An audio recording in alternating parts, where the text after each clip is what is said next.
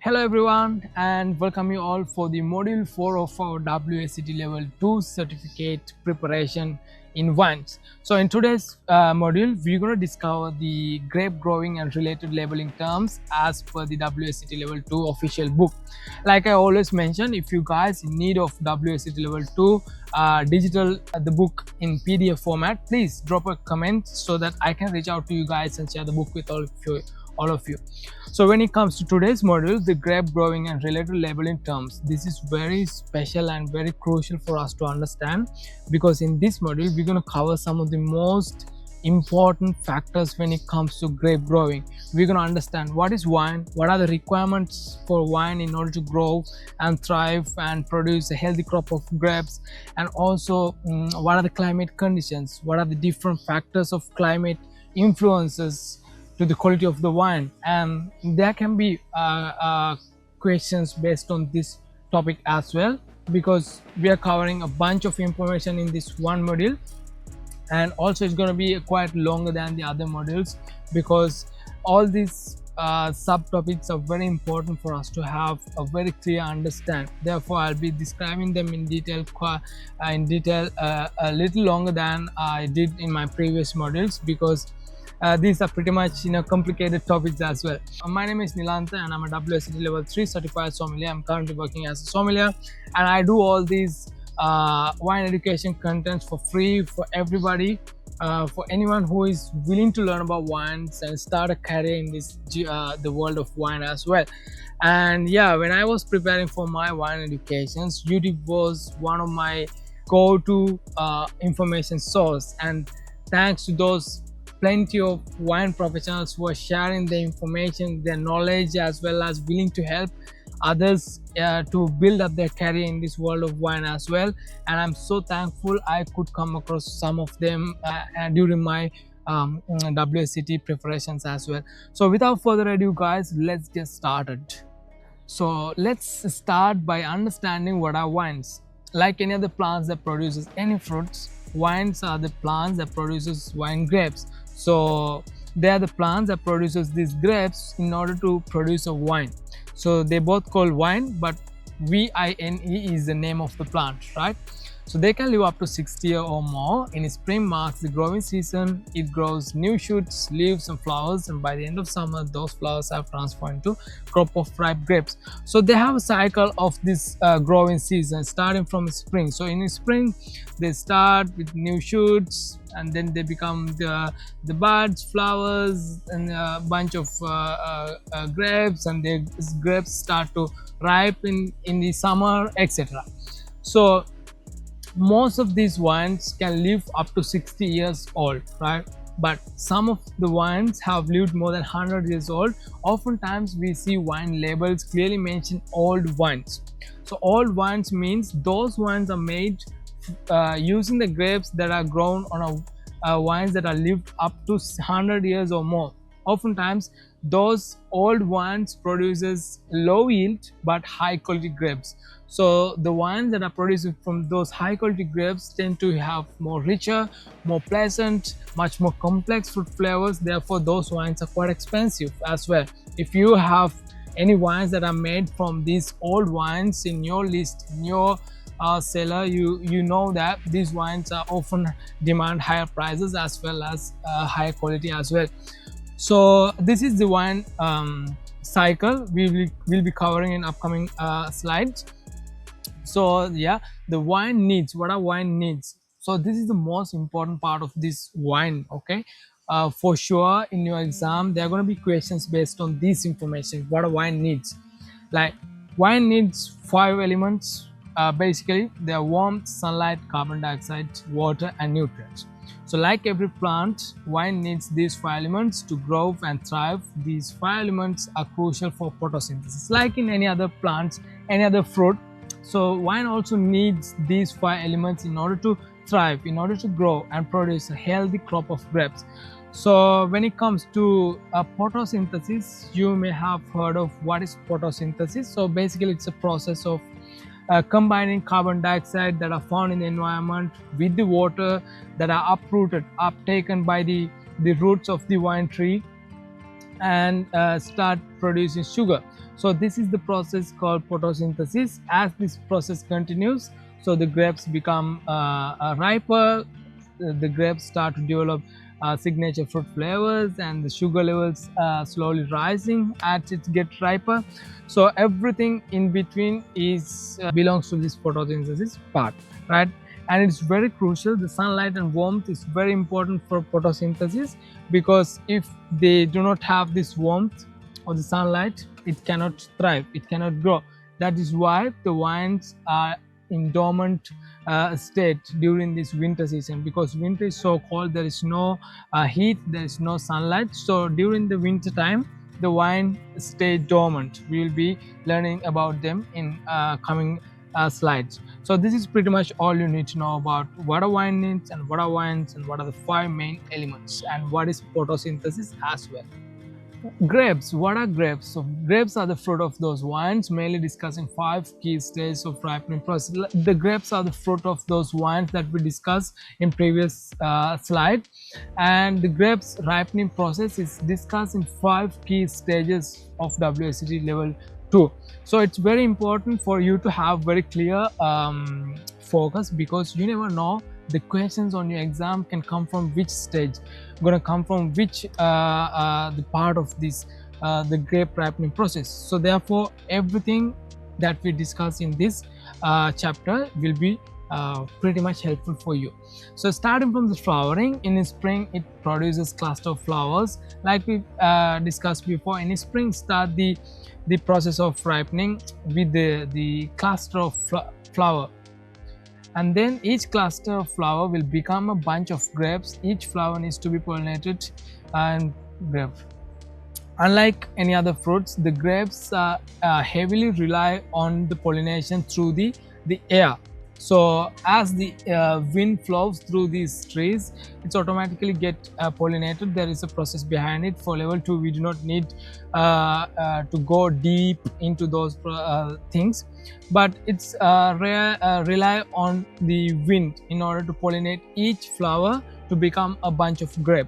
So over the time, when it comes to the summer, the late summer, these the cluster of flowers will become a bunch of grapes with the ripening process. So the fruit set, once the flowers are pollinated, they start to grow seeds and begin to swell. All newly formed grapes are small and hard and dark green. So after the flowering, then become the fruit sets. Once each and every flower was successfully pollinated, they become a small, hard and green the grapes with seeds inside these grapes as well.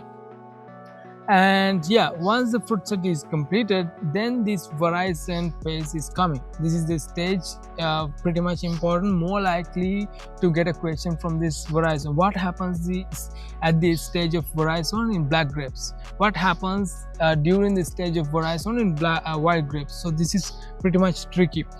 By the mid of summer, these grapes starts to change its color. As they ripe, the grapes lose their dark green color and becomes golden for white grapes, red and purple for black grapes. So this is important. What happens during this veraison stage is mainly changing the color. For the white, they become from green to golden color, and for the red, from green to red and purple color. As well as the flavor compound, the chemical compound called tannins for red wines also start to develop in this stage as well. After the veraison stage, we are moving into the ripening. So during the ripening, there's a lot of things are happening, and all the signature flavors, acids, water, sugar, everything starts to develop and accumulate during this ripening process.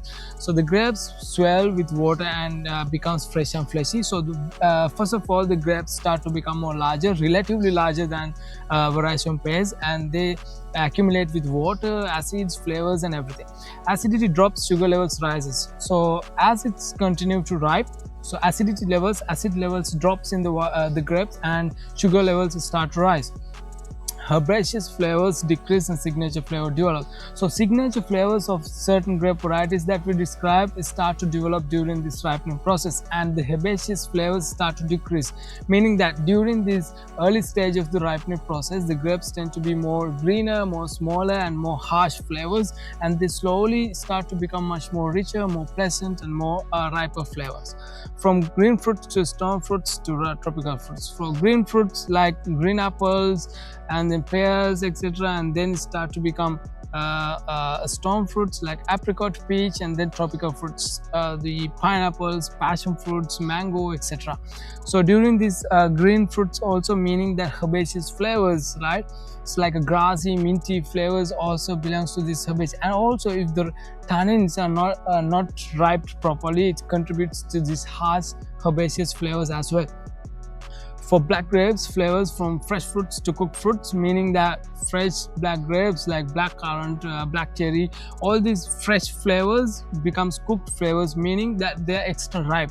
So you should know the difference between slightly ripe black, let's say black cherry, and then overripe blackberry. When you try black cherry, when you try them, they have two different flavor profiles. One is too sweeter, more richer, more flavorful, and the other one still has high levels of acidity and still in ripening process. So that's the difference actually here. So chemical compounds called tannins start to develop in skins, which contributes to the mouthfeel of the red wine. So when you try red wines, the flavor compounds that we describe as tannins start to develop this process, this stage. So basically it's chemical compounds, and it's naturally developed, naturally happens in black grape varieties, and that is the overall sensation on our mouth after we trying wines. It feels like more dry, more grippy sensation on mouth. So that is the tannin. So that you should keep in mind during this ripening process. The tannins start to develop in the grapes. So concentration of grape sugar, meaning that you may have heard of these sweet wines, how the sweet wines are produced, why these wines have so much sugar, residual sugar in them, why, what makes it so sweet. So extra ripening. So there are a couple of ways to achieve the high levels of sugar in these grapes with different approaches. So one of them is extra ripening process. So what happens during this extra ripening process is when the grapes are left on the vine longer than its harvesting period, they're leaving these grapes on the vines longer than they normally harvest in time. So they continue to ripen and develop flavors and reach extra ripe. So the ripening process continues and they become extra ripe. So sugar levels rises and grapes become raisins at the and the water evaporates. So what happens as this ripening process continues, the sugar levels continue to rise, and then this water inside these grapes slowly start to evaporate. So the grape become like raisins, and it is fully concentrated only the flavors and acids of the grape, and the water is evaporated. So this concentrates the acid and sugar in the grapes and develop dried fruit aromas. They are commonly used in fresh sugar. So like we discussed, it removes the water from the inside the grapes and concentrate only the acids and the signature flavors of the grapes, and that contribute to the aromas of dried fruits like raisins, like dried apricots, dried peach. There's a lot of dried fruits that comes in our mind when we talk about dried fruit aromas, and all of these aromas are achieved by concentrating these grapes on vines longer than the normally harvesting time as well. So this is pretty much all. And then the next way of concentrating sugar is botrytis, also known as noble rot. So botrytis is a natural fungus that grows in ripe grapes causing noble rot. It makes tiny hole in the skin of the grapes, causing water to evaporate, concentrate acid and sugar in the grapes. So what happens during this fungus development? So it's a natural fungus, and also it requires certain climate conditions like misty, foggy mornings followed by dry afternoons. And when you study for level 3, it's explained in detail about these climate requirements in order for noble rots to develop positively. Because if it is affect these crops, is these grapes in negative way, it can kill the entire crop of these grapes as well. So cousinable rot makes this hole, so it makes a small holes inside these grapes, and through these holes the water content inside the grapes slowly evaporates, and once the water is evaporated, the flavors of this remaining the grape inside will concentrate the sugars, the flavors and these acids.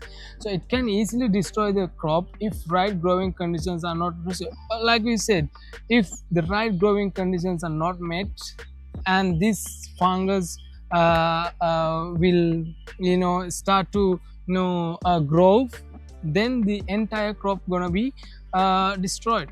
So damp misty mornings and warm dry afternoons, like you said, damp misty mornings and warm dry afternoons, you might get a question based on what climate conditions required in order for botrytis to grow. There can be four answers, and one of them will be the damp misty morning conditions, mornings, and warm dry. This is exactly going to be how your answer going to be in your questions, right? So it is always the same, this entire price going to be there. So frozen, the other way of making concentrated grapes is frozen grapes. So healthy grapes are left unpicked through autumn to winter. So this freezes the water inside the grape, and they are picked while frozen. When these grapes are pressed in the unfrozen, small liquid concentrated acid, sugar and flavors are separated. These wines known as ice wines, which sweet with variety of. So what happens is frozen grapes process, so they leave these grapes on the vines throughout the winter, meaning that they do not harvest them even after they are fully concentrated after the summer season. Still they're leaving these grapes on the vines throughout the winter. So winter is so cold, sometimes minus degrees, it's full of ice, and these grapes gonna be frozen. So once they are frozen, they pick these frozen grapes, and they press these frozen grapes to remove and separate the skins and separate the sugar acid flavors that it concentrate. They actually oftentimes there are very small amount of liquid found inside these grapes, because most of the grapes, part of the grapes is gone to ice and only left with super concentrated, very high levels of residual sugar, small liquid, and this liquid is used to continue with the fermentation process. And most well-known example of wines that are made from these grapes are the ice wines that are coming from Germany. So these wines are very expensive, and they are produced in very limited small number of bottles, and that is one of the reasons why it is very expensive as well. This entire process, entire stages require a lot of labor intensity, a lot of manual interaction with the vineyards for these grape growers. Therefore there's a lot of things going into this production of this ice wine. So that is one of the reasons why they are very expensive as well. So yeah, that is pretty much all about concentration of grapes, and we need to know about the grapes, the wines, the requirements, everything in detail. So now we are moving into the environmental influences affecting how wines grow and grapes are ripened. So this again is a very important topic we are entering right now. We're going to understand what is climate, what are the different factors of the climate, how these factors can influence, affect the quality of these grapes are grown in these regions, everything as per the WSET Level 2. So climate is made up of a combination of heat, sunlight and water availability. So climate meaning it's the combination of heat, sunlight and water availability in a region where these grapes are grown. So throughout this growing season, how much heat, how much sunlight and water is available in this region is referring to the climate of this region. So the most important way of classifying climate is by the amount of heat available during the growing season. So the most important way of classifying this climate is to identify how much heat this region receives throughout this growing season. So northern hemisphere from April to October, southern hemisphere from October to April. So this is an important point. In northern hemisphere, the growing season starts from April to October, whereas the southern hemisphere starts from October to April. So it is very important when we pick bottles of wines, when we look for vintage of wine, if it's coming from a region that are located in southern hemisphere, and also we're looking at the same vintage on northern hemisphere. Let's say, for example, from California in the northern hemisphere, whereas the Australia in southern hemisphere.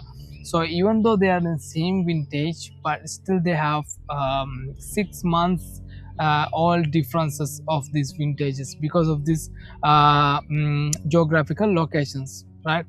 So mainly the climates are divided into three categories in WSET level 2 as cooler climates, moderate climates, and warmer climates. All these different climates are based on how much heat they receive throughout this growing season. For example, in cooler climates, average growing season temperatures are below 16.5 and moderate between 16.5 to 18.5, whereas the warmer 18.5 to 21. And even further, we have hot climates where they have above 21 Celsius, which is not included in WSET level 2 but in level 3 obviously.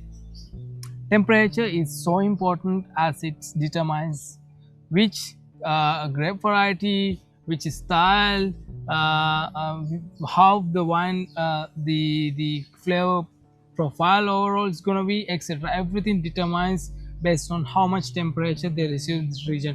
Because now we know in order to photosynthesis to take place, the main requirement is heat and temperature.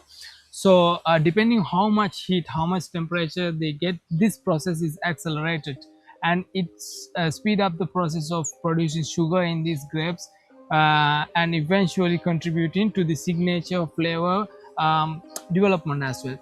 So let's move on.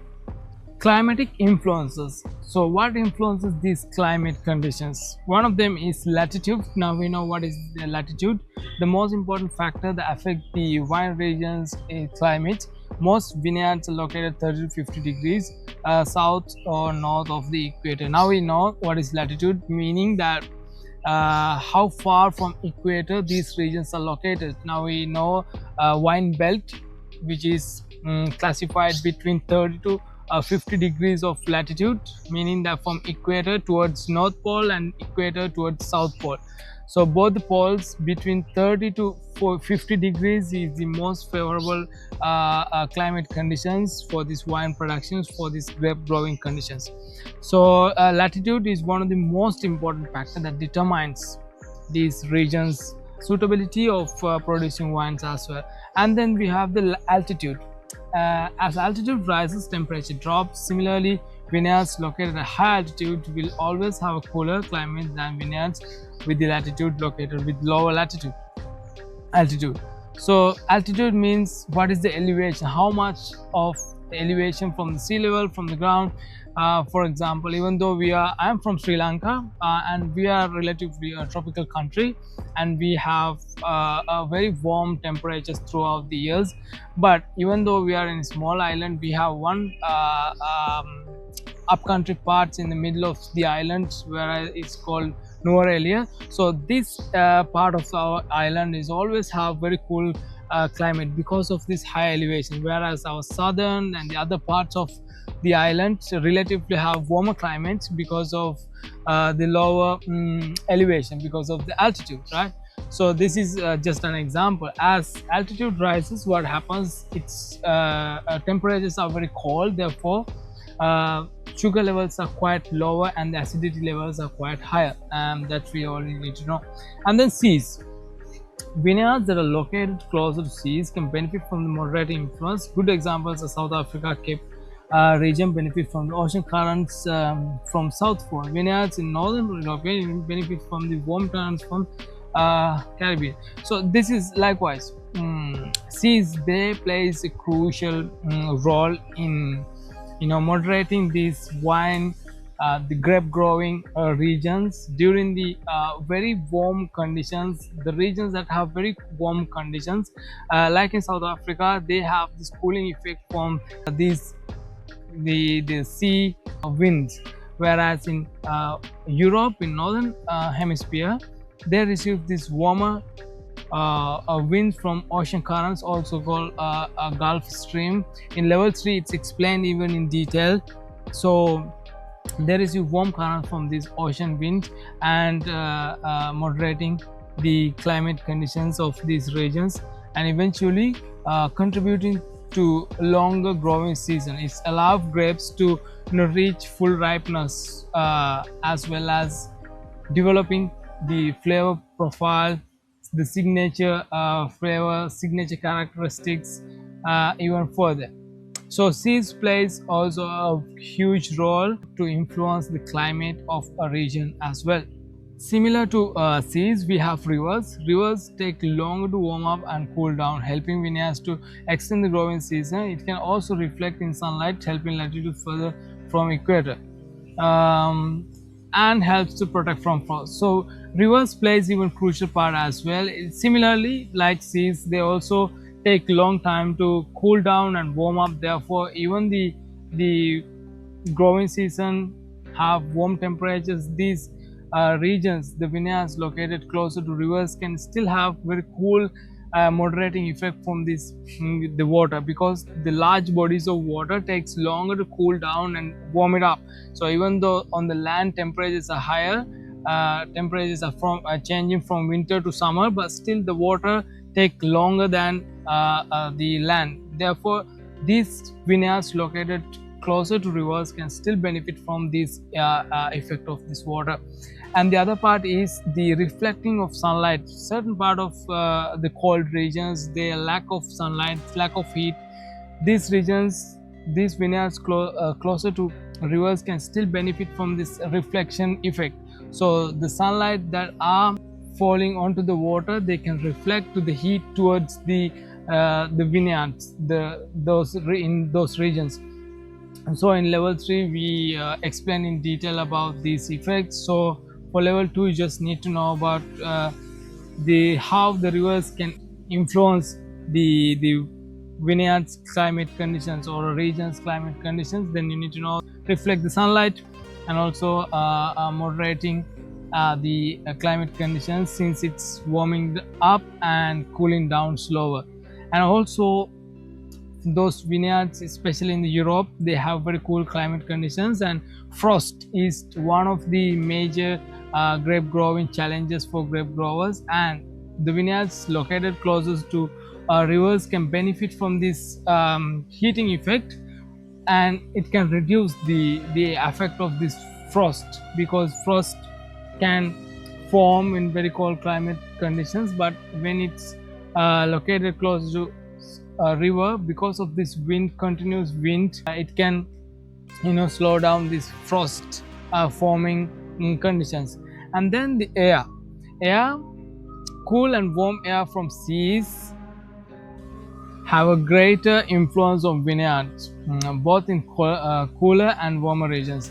Cooler air from mountains can cool down the lower altitude vineyards in warmer regions. As it says, just like how we feel literally when a wind blow in, if it's in a warm climate region, they can still benefit from cooler winds coming from the mountains, coming from the seas, coming from other parts of the surroundings. They can benefit from this effect. If it's a cooler climate, they can benefit from this warmer air conditions as well. So this is also plays a crucial part. And then we have cloud, fog and mist.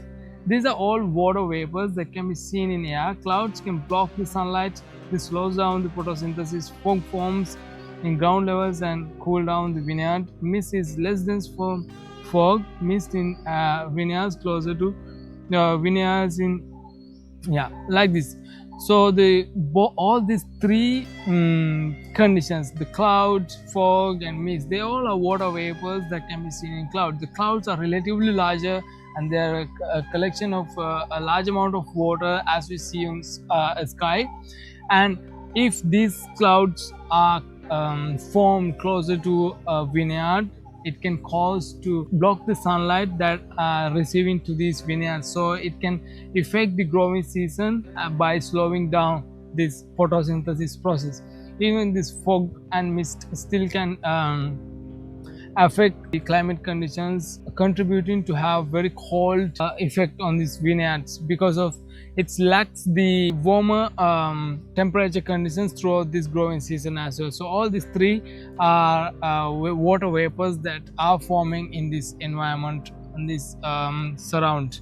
And then we have the mountains. Mountains can act as a barrier, sheltering vineyards from cloud, rain, and cold winds. This result in sunny summers and dry autumns, longer growing season. So the best way to remember about mountains is to think of like big barriers. One of the great example is Vosges Mountain in Alsace. So what they do is basically they shelter these vineyards, protecting from strong winds, the clouds and rains, everything, right? So the best way to remember about mountain is to think of like barriers.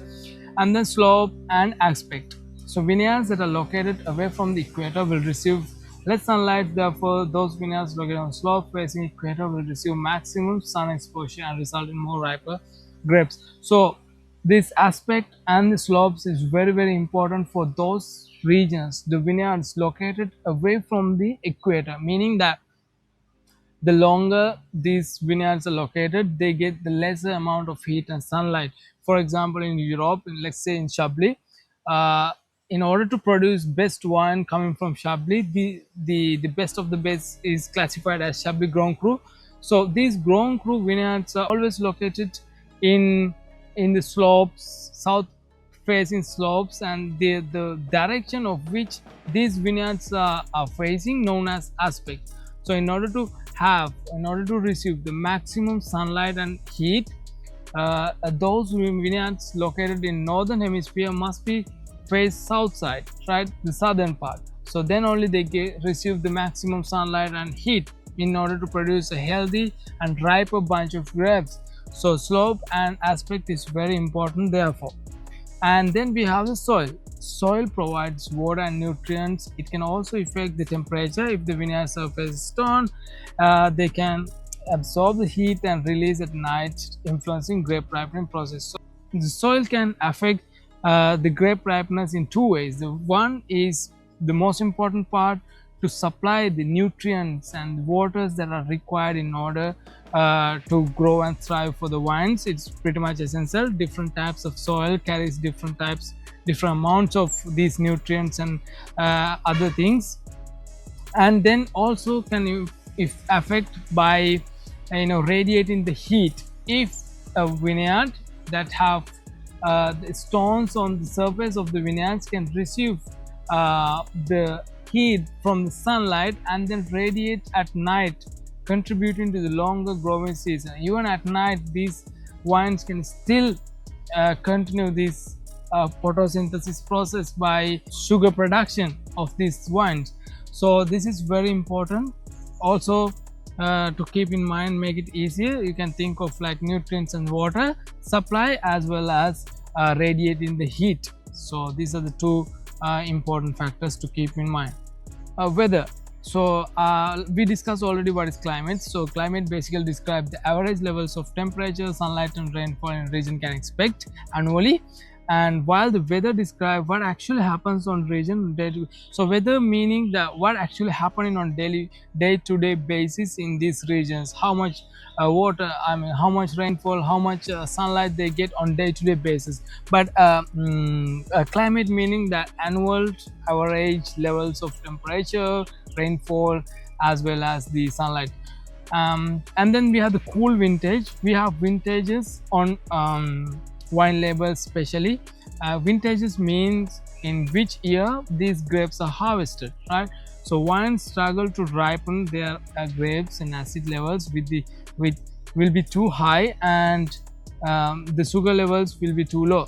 So in cool vintages, what happens is wines struggle to ripen their grapes. So because of the lack of sunlight and heat, they really struggle to ripen their grapes. Now we know that in order to ripe these grapes, it is very important to have this photosynthesis. Photosynthesis main requirement is heat and sunlight. So during cool vintages for these vineyards, they have very small amount of sunlight and heat. Therefore, these wines are struggle to ripen their grapes, and in that case the acid levels will be very high and the sugar levels are quite lower. Therefore, these wines have very harsh flavor profile as well.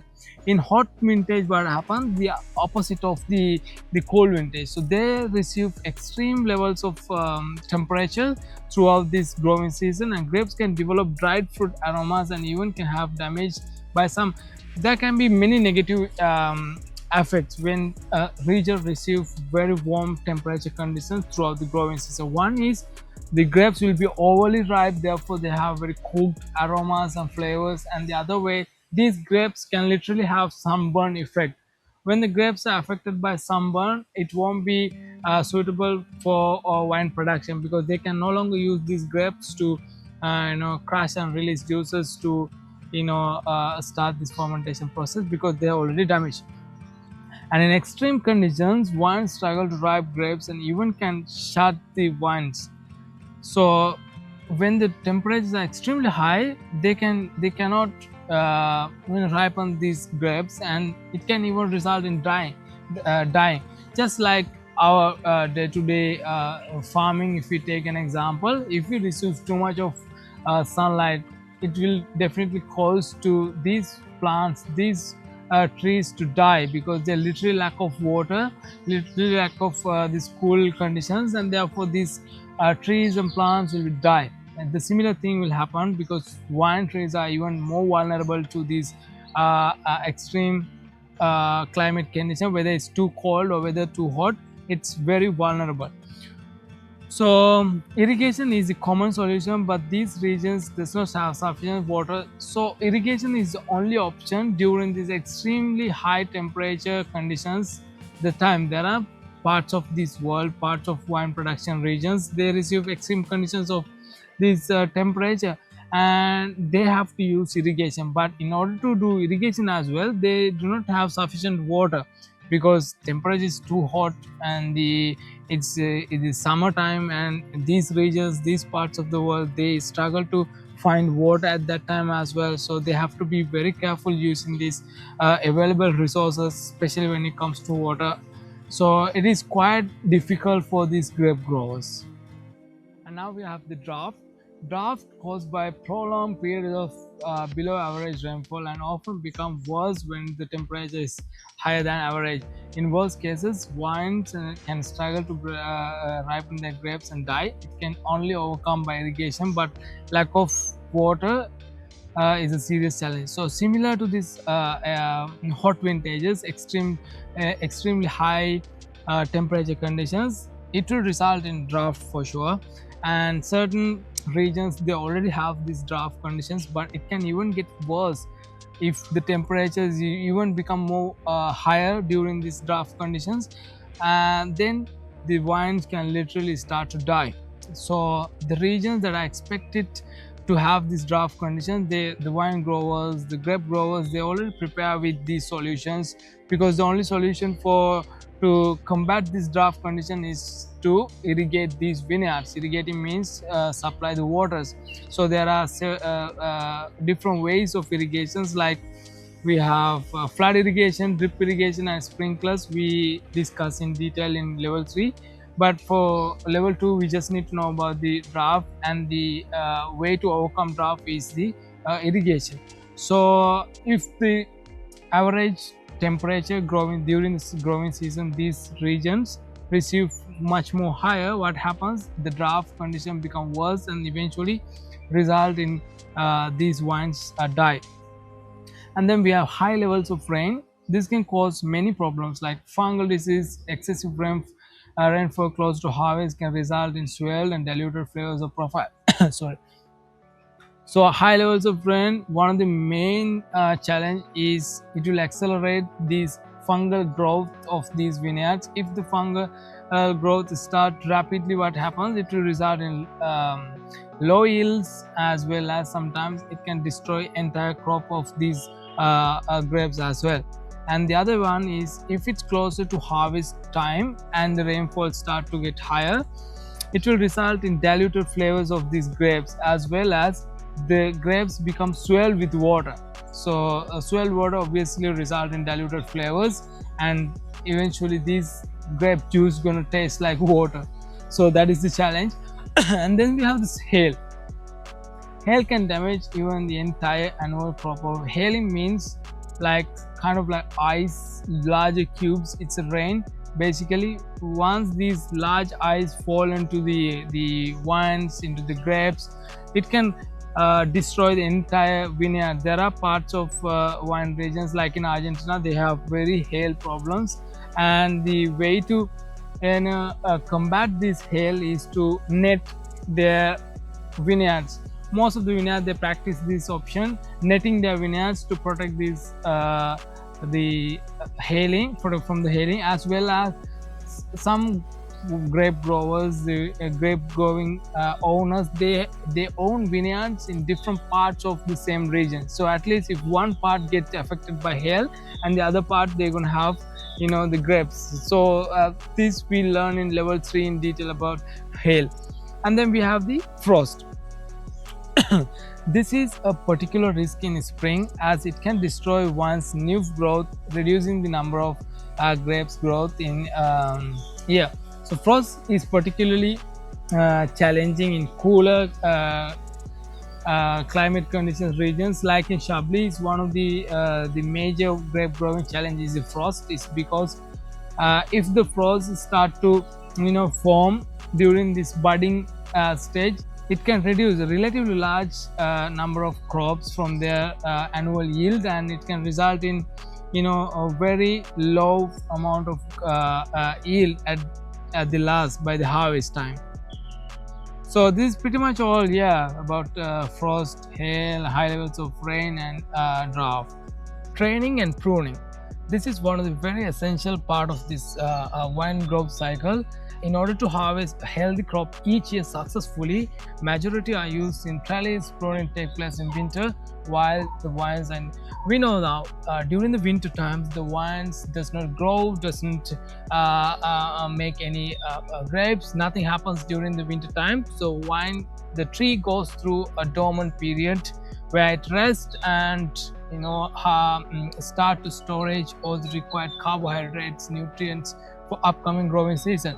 So during this winter time, during this the dormant period, these grape growers start to prune according to how the vine should be in shape. All the unwanted parts of the tree they cut off and then remove it, and making sure the vine remains in best shape for upcoming growing season. So this is one of the very important factor, because all the unwanted parts are removed from the tree, so all the nutrients, carbohydrates, everything goes into the where they exactly want to produce the grapes. So all the nutrients go only the grapes, not for other parts of the tree. So this makes sure a healthy crop of grapes will be yield during the growing season. And then we have the irrigation. Like we discussed in previous slides, we have regions with lack of rainfall. Growers are normally allowed to irrigate their vines. There are several ways that they can do this: by flooding to individual pipes, placing individual pipes. So basically, irrigation is mostly used in regions where they have very lack of rainfall, where they have very a little bit of water, and they have extreme temperature conditions. In this case, the grape growers are allowed to use these irrigation systems in order to supply water for their vineyards. And mostly the water resources available in these regions are very less, therefore they are very expensive as well. So they have to find ways to maximize the usage of this water. So there are several ways these grape growers are using in order to irrigate their vineyards. One of them is flooding, means entire vineyard is flooded with water so that each vine gets sufficient water for growth. And the other one is placing pipes for individual vines, meaning in each tree of these vines are receiving water for tree only. So this reduces the waste of water. For example, by flooding, it receives water for entire vineyards where they need water, where they don't need water as well. But when you place these pipes individual ones, so it reduce this waste and supply the water only for these trees. And there are other ways like sprinklers, meaning the one rotationally rotates and then sprays water all around the surroundings. So these are placed in several parts of the vineyard, so this is one of the way as well. But for level 2 we only talk about flood irrigation and drip irrigation, meaning the pipes placed in individual trees. And then we have the spraying. Spraying is very essential. We know now as vines are very vulnerable to many fungal diseases. Grape growers use chemical sprays such as pesticides, fungicides to control the growth of these fungus and damage yield significantly. This creates long-term problems to the vineyard, and they try to minimize that. Now we know for large animals and birds and other mammals, they can use fences and nets to protect their vineyards. But when it comes to fungal growth, these insects, the small kind of like the animals which we cannot detect in our eyes sometimes, so for them it's very difficult to control. Therefore they have to use these synthetic chemicals.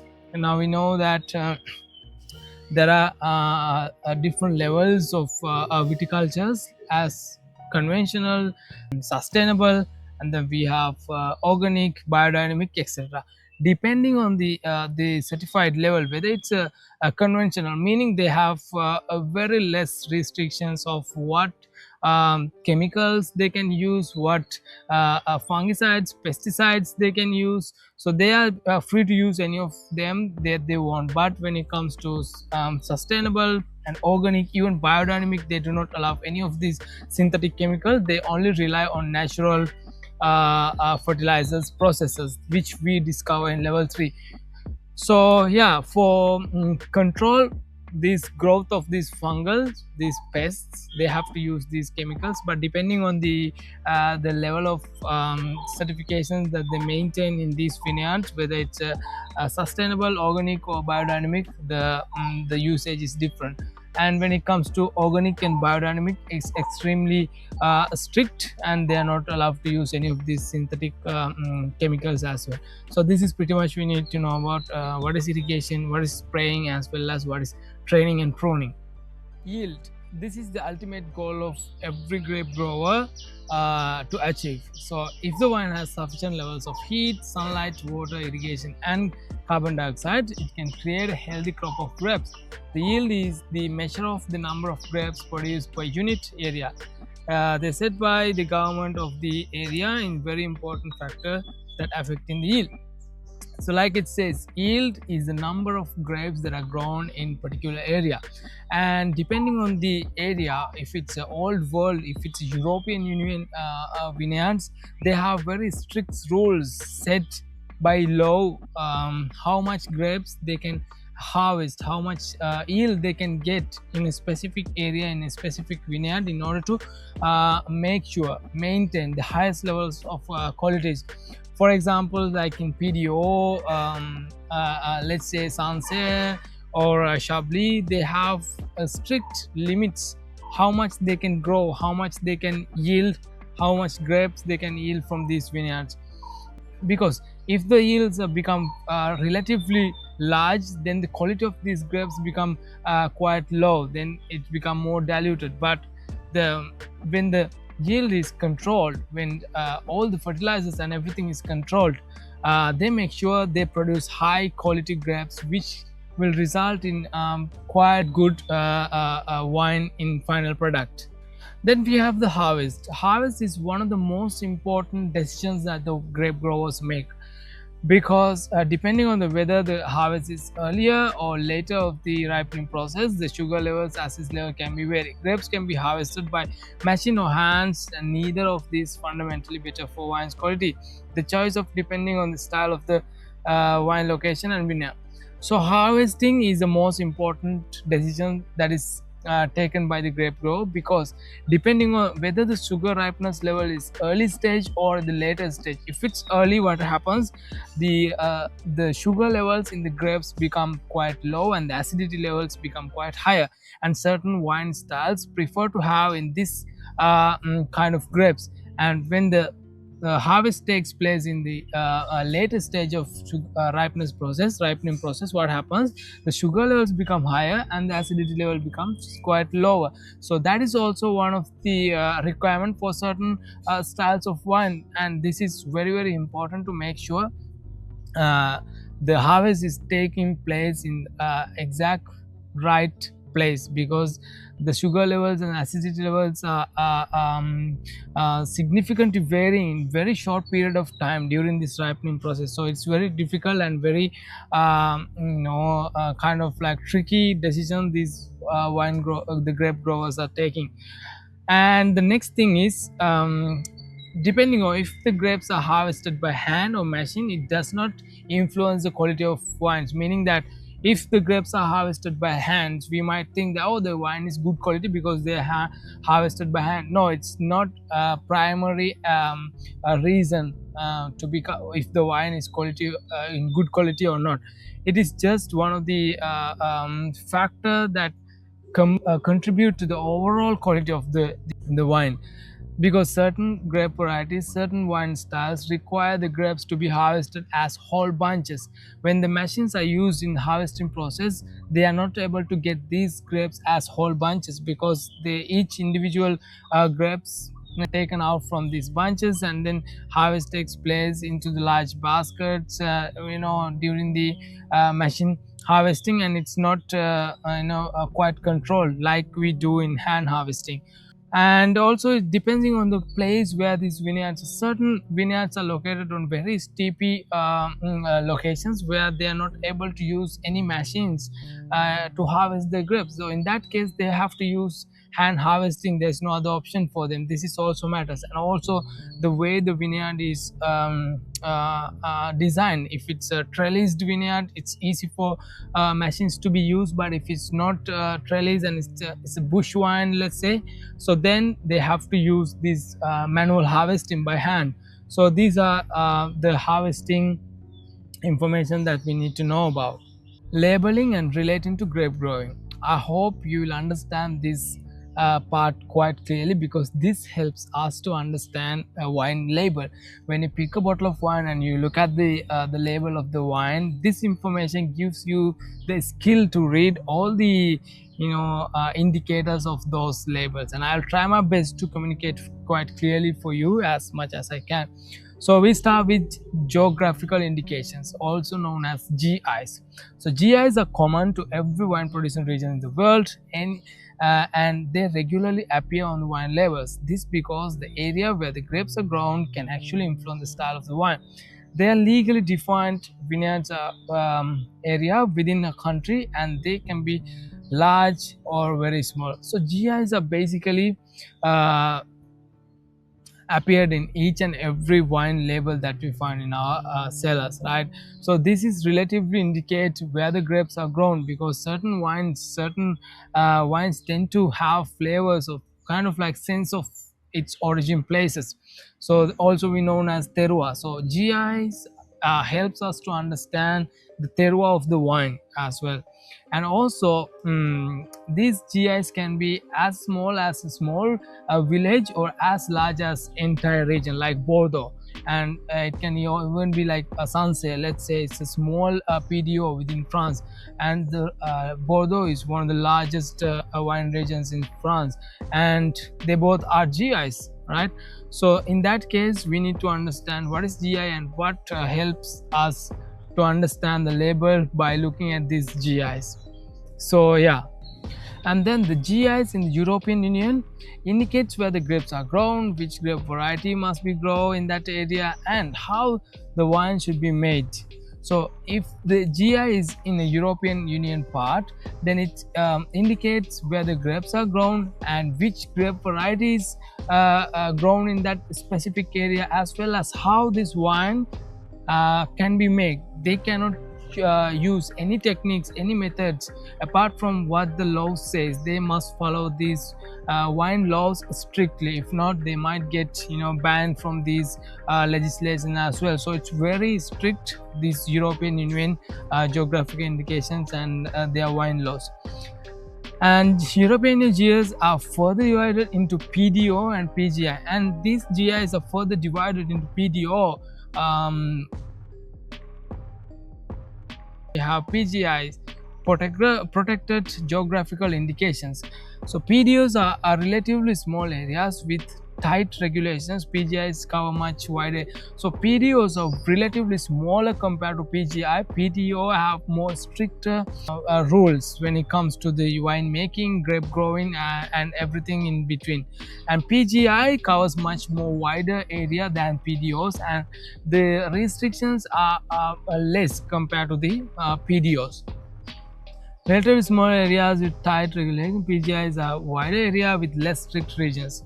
So this is the whole idea of GI. So if it's European Union GI, it's further divided into PDO and PGI. So PDOs are relatively smaller and they quite strict rules applied for these PDOs, and PGIs are relatively large compared to the PDO, and they have less strict rules when it comes to wine making there. And then GIs outside of the European Union indicates where the grapes are grown. Grapes growers are free to decide which grape variety is successful in that area. So unlike in European Union, the outside of the European Union, GIs indicates where the grapes are grown, but the grape growers can decide which grape variety they can use in that area. And these laws from these GIs in those outside of the European Union doesn't have a strict rule for grape growers, so it's free for them to decide which grape variety they want to use. And a minimal restriction for both grape grower and winemaker. Very varied style even from same region. So because of this very minimal restrictions for grape growers and winemakers, even though a wine coming from a small region, small village, still the different producers might have different expression, totally different. Unlike in European Union, if you know, the Sanse, let's say for example we take a bottle of Sanse and we take a couple of Sanses from different producers, and we expect to have a consistent flavor profile. It's a refreshing style with green fruits and lemons and citrus fruits flavors, and it's always Sanse. We know how Sanse is.